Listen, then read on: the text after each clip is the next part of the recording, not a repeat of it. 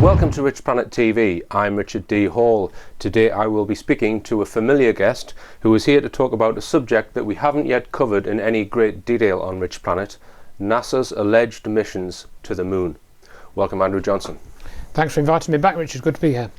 All right then. Now, recently Channel 5 screened a documentary all about this subject entitled "Did We Land on the Moon?" And throughout the programme it presented some of the evidence that people put forward to make the argument that they didn't land on the moon, but at the very end, and left it right to the end, it said, oh well, we can ignore all that because there's some fairly recent photographs of craft which have overflown the moon, lunar orbiter type craft, which has taken photographs of all of the remnants of the Apollo landers and all the rest of it.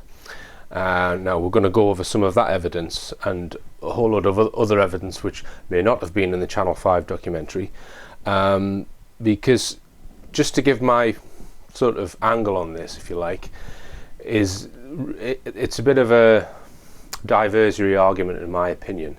Did we land on the moon? Because when you get involved in that argument, did we land, did we not, did they go or not, what it does is it diverts you from two very, very important questions or facts. Firstly, is there more advanced technology than rocket technology that can go way beyond that in a secret space program? It diverts your mind from that.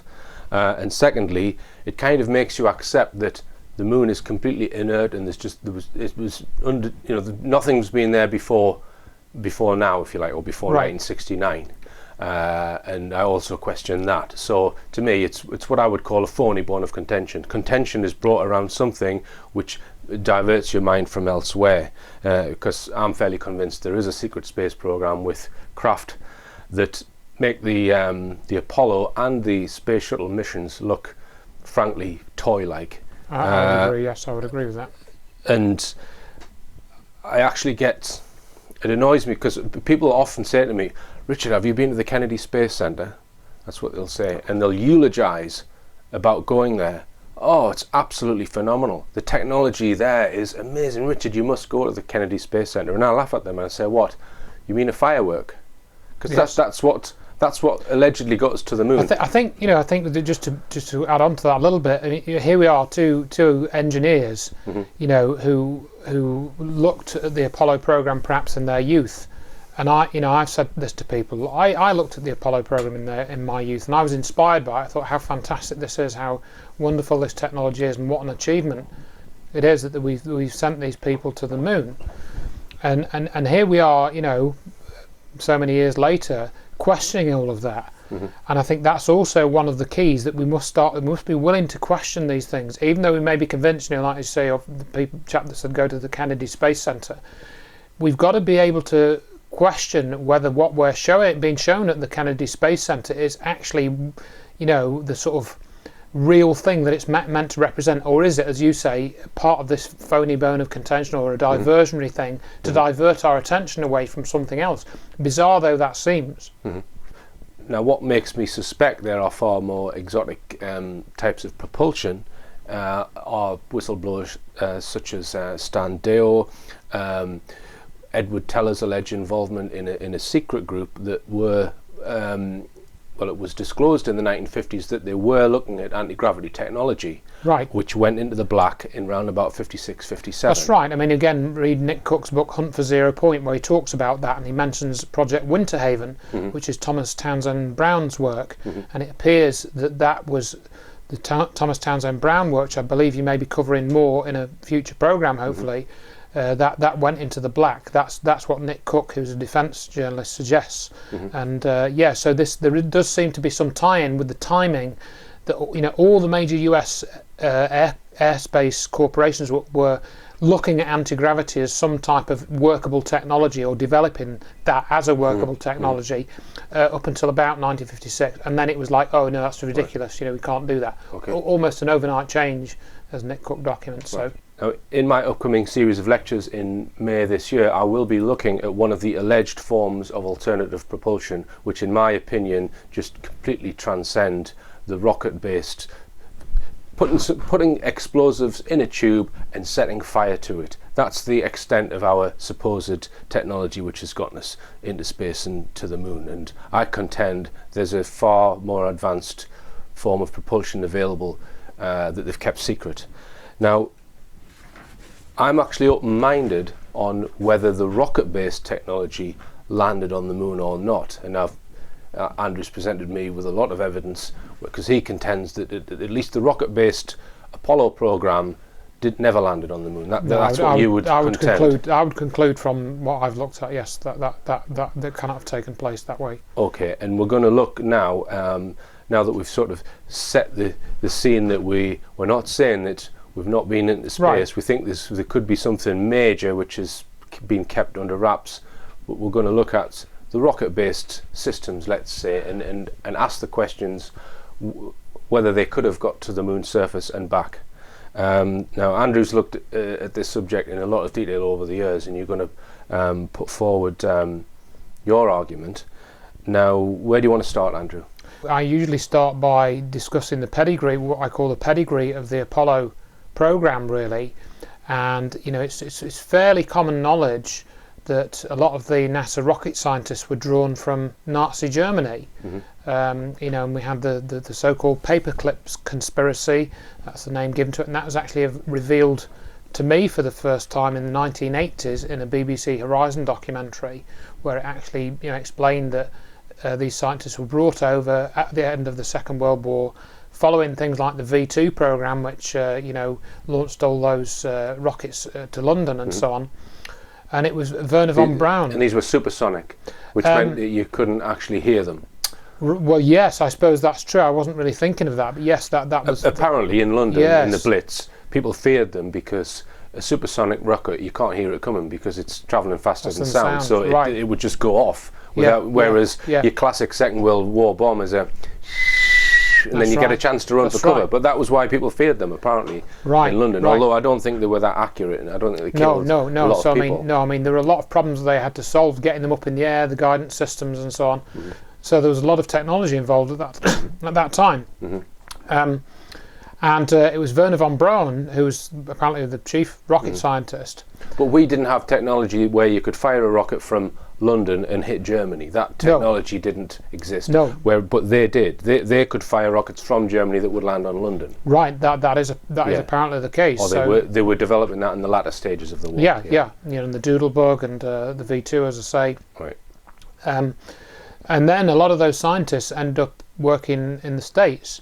And they obviously did a sort of brain drain from Nazi Germany, and they used it probably to build up their own military industrial complex. But then that kind of when the Soviets put up Sputnik in 1957, that seemed to be sort of the start of the space race, and the US then said, we've now got to get satellites because the Russians could bomb us from space. I guess that's the sort of psychology and mentality that they were using at that time. But then, so a lot of those scientists ended up as part of the NASA's rocketry development program. Chief among them, as I say, was Wernher von Braun, who worked for the Nazi regime. So we got this quote from Wernher von Braun. This is from his book, Conquest of the Moon, and he says, "It is commonly believed that man will fly directly from the Earth to the Moon, but to do this we would require a vehicle of such gigantic proportions that it would prove an economic impossibility. It would have to develop sufficient speed to penetrate the atmosphere and overcome the Earth's gravity, and having travelled all the way to the Moon, it must still have enough fuel to land safely and make the return trip to the Earth. Furthermore, in order to give the expedition a margin of safety, we would not use one ship alone, but a minimum of 3. Each rocket ship would be taller than New York's Empire State Building, almost a quarter of a mile high, and weigh about 10 times the tonnage of the Queen Mary, or some 800,000 tons.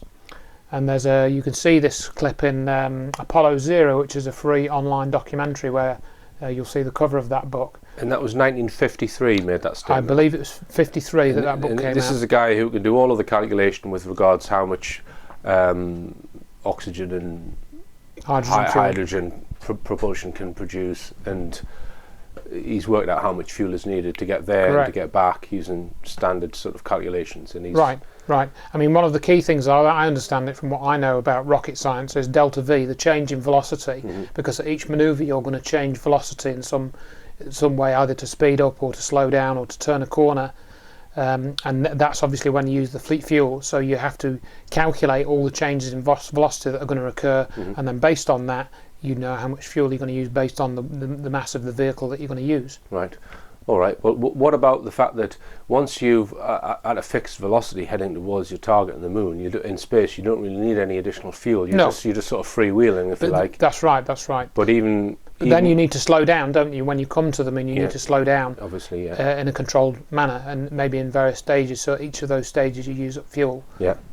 Okay. So what have you got for us next? Well, and then you look at, for example, the history of the Apollo program. That's peppered with some very strange events. For example, most people are aware that 3 of the early astronauts were killed in a fire in the capsule, and one of these astronauts was Gus Grissom, and he was signed up early onto the Apollo program, and they started the training and so on, and they were working with sort of developmental rockets and capsules, and there's this clip of him talking, saying, how are we going to get to the moon if we can't even communicate between 3 buildings, when they weren't even able to talk from the capsule to one building to another. They couldn't do it because they messed up the wiring or the radio signals or whatever. Right.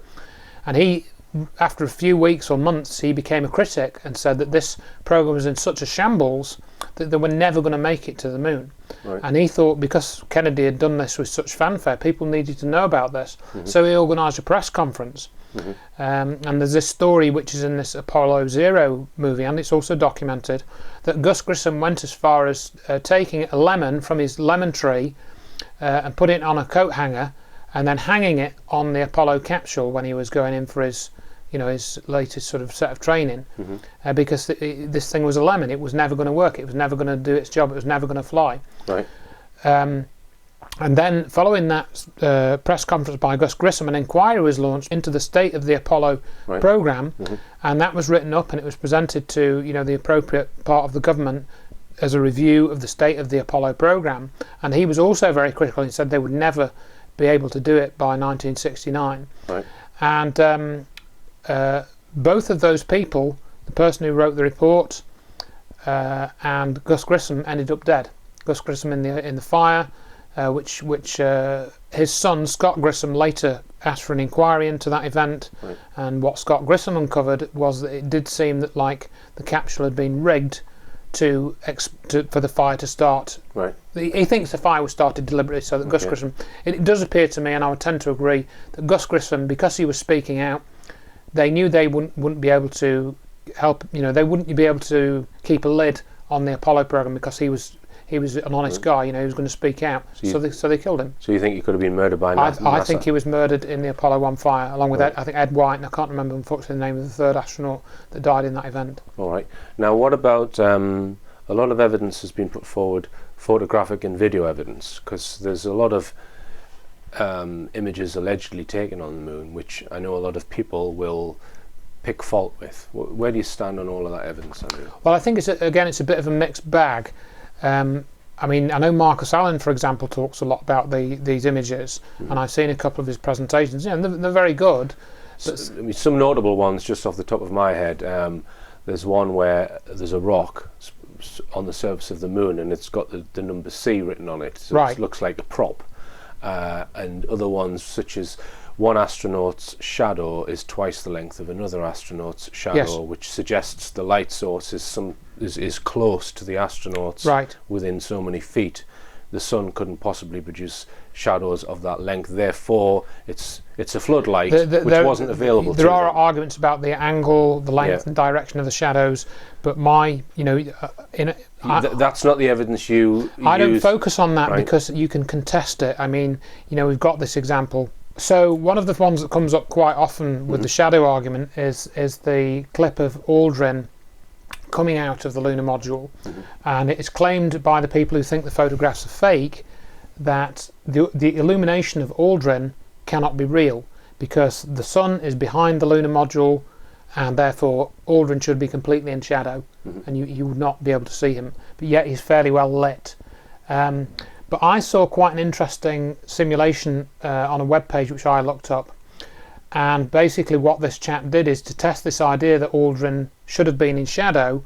He set up a spotlight and shone it onto a tennis court, which is quite close, an asphalt tennis court, not a grass one, quite close in colour to the lunar surface, very dark, and he set up some tin cans on the ground, and you can see here, which will show this slide, you can see that he was able to see the dark side away from the light source quite well in shadow.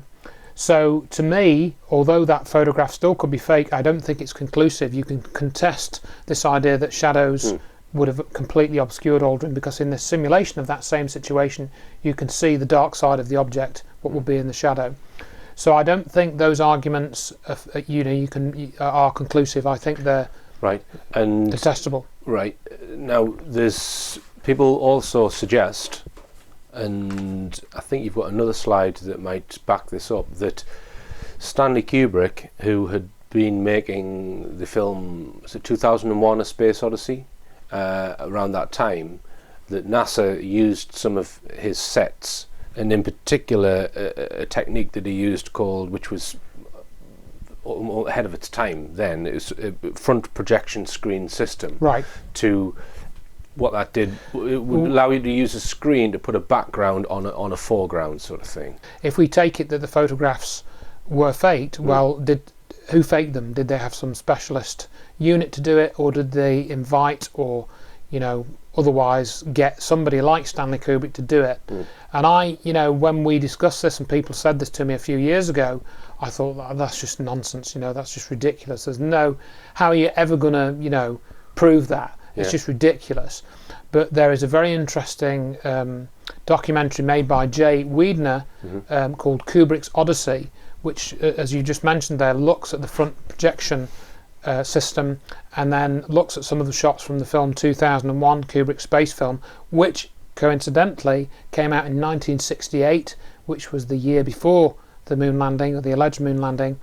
And it appears that if you look at the history of 2001, the development of that film paralleled the development of the Apollo program, and even Jay Weidner points out that one of the scientists who was consulting with NASA on the Apollo program also works as a consultant on 2001. I mean, that doesn't really, he was probably just a good space scientist. It doesn't really prove anything. But we have a couple of images of interest, in particular, which I think do possibly illustrate this front projection technique where it's been used.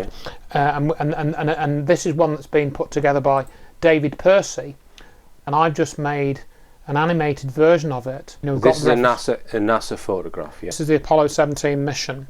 So what we've got here is we have two pictures taken supposedly at different times on the same mission, both Apollo 17, and we see that in one shot we see a large lunar module quite close to it, maybe 20 feet away or something, and then in another shot we see an astronaut in the foreground, and we see the lunar module over to the right in the distance, maybe 300-400 yards away, something like that. But when you overlay these two sets of images, you can see that the backdrop is identical. The field within the backdrop is absolutely identical.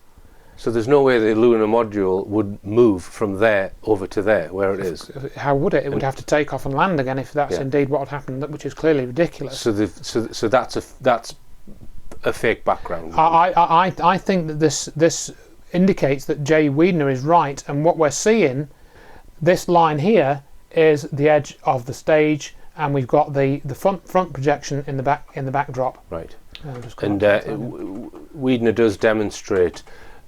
He draws a line on a lot of the NASA images, saying, right, that's the end of the set, and that's where the screen is. That's where the screen starts.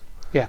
So I mean, I think that's the giveaway in this front projection screen system. Right. You always have a border or a line where the set ends and the screen starts, and it's that line that you can sometimes identify, because the texture of the set will be slightly different to the texture of the artificial background. Correct. They can't quite match up the Right. the details of it, and I think that is, I would get, to me, that I think that is what we're seeing in this picture. You can see just below the hill there, we've got that front projection line going right across from right to left. And of course, this is quite a late mission. Apollo 17? So what year we're talking? Early 70s? That would have been early 70s, I think. Yeah, again, I don't know all the dates of all the missions, and people have criticised me because I don't know all the Apollo statistics, and so on. But All right, Andrew. Well, we'll talk more after this break.